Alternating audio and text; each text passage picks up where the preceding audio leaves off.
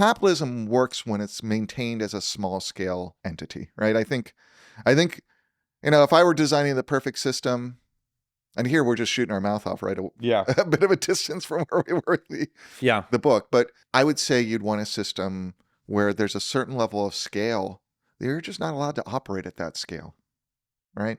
Scale can bring a lot of advantages, but some of those advantages bring so much vicious incentive. Well, it gets fragile because when a mistake happens, it's kind of like the Romaine industry or whatever. When you have one provider or two providers giving the Romaine to the whole country, if there's E. coli in Romaine, it goes everywhere. Right. Whereas if we have a Romaine person making Romaine, sending Romaine out in every state, if it goes wrong, it goes wrong in one state. Right.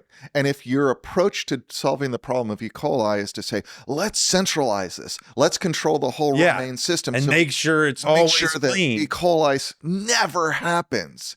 Well, you're not going to pull that off. You're not going to pull it off because mistakes happen, number one. And number two, when they centralize it, a lot of people lose jobs, and all of the money, all the margins, because someone's going to make a lot more money, right? They're going to optimize on the economies of scale and all of those things. That stuff doesn't filter down. This Reaganomics, this trickle-down economics, that's not a thing. They just say, oh, this is more money for our stockholders. This is more money for our CEO. This is more money. So it ends up being just like a cash grab. And then there's less people at the bottom making money in general. And then the money they make goes straight to the top.